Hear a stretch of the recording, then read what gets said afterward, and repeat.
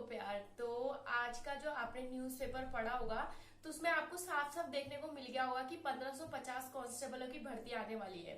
तो मैं शुरू से ही बोल रही थी क्योंकि आपको पता है कि सितंबर अक्टूबर और जो 2024 आने वाला है उसमें होने वाले हैं चुनाव। तो उत्तराखंड में अभी जो पुलिस बल है वो थोड़ा मतलब नहीं है, तो इस वजह से पीआरडीओ वाले जितने भी है ना उनको मतलब वहां पे तैनात किया जा रहा है। तो इसलिए 1550 भर्तियां होंगी, चाहे वो दिसंबर लास्ट तो नहीं बोल सकती, 2024 के मई अप्रैल तक तो क्या ये पूरा मतलब फाइनल हो जाएगा। मतलब जहां तक मुझे पता है और जहां तक मुझे सुनने में आ रखा है। तो अभी सुबह का न्यूज़पेपर आप लोगों ने पढ़ा होगा तो मुख्यमंत्री जी ने मतलब ये बोल दिया है कि 1550 पदों पर भर्ती की जाएगी। तो आप बहुत अच्छे से तैयारी करना शुरू कर दीजिए, जितने भी बच्चे अभी तक बैठे हुए हैं, क्योंकि फिजिकल तो हमारा ऐसा है ना कि फिजिकल की तैयारी हम 15 से 20 दिन में कर सकते हैं, क्योंकि जैसे ही फॉर्म निकलेगा आपको पता है कि एक महीना बहुत इनफ होता है फिजिकल की तैयारी करने के लिए।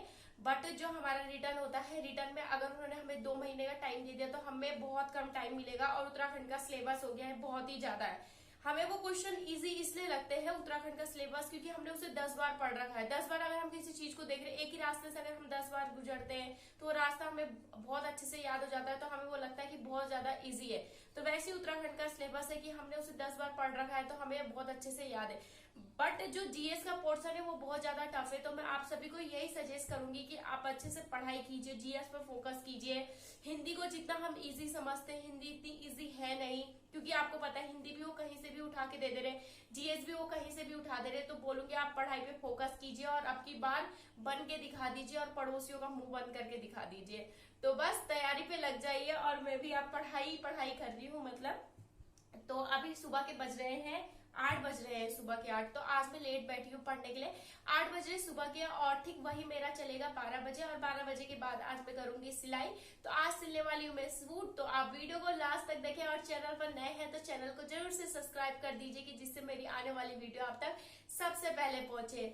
तो आइए आज का जो मेरा चैप वो है वो मैं बताती हूँ। पहले मैंने कल ये पढ़ा था, ये देख सकते हैं, ये मेरे नीचे की तरफ ड्रॉ कर रखा है, देखिए आपको पास से दिखाती हूँ। तो ये मेरा पश्चिमी घाट और पूर्वी घाट के बारे में पढ़ा था। तो पश्चिमी घाट पूर्वी घाट के बारे में आप सभी को पता होगा, बट जो इसमें मतलब नंबर वाइज पर्वत श्रृंखलाएं, क्योंकि कभी कभी पर्वत श्रृंखलाएं पूछ देती हैं कि सतमाला कहाँ पर स्थित है, अन्नामलाई की पहाड़ियां कहाँ पर स्थित है, दक्षिण भारत की सबसे ऊंची चोटी कौन सी देखने को मिलती है, फिर उसके बाद इलायची की पहाड़ियां कहाँ पर स्थित है, और बहुत सारी पहाड़ियां देखने को मिलती है, जैसे मलाईगिरी हो गई, पंचमलाई हो गई, अन्नामलाई की पहाड़ियां कहाँ देखने को मिलती है। तो पूर्वी घाट आपको पता है कि हिमालय पर्वत के बाद जो सबसे ज्यादा लंबी श्रृंखला वाला कौन सा देखने को मिलता है, वो पश्चिमी घाट देखने को मिलता है।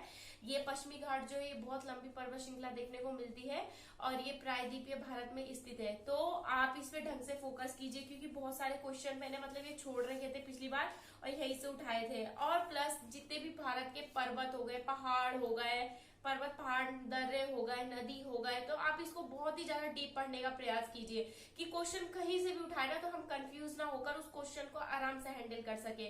तो आइए मैं भी पढ़ती हूँ, आप भी पढ़ाई कीजिए अच्छे से।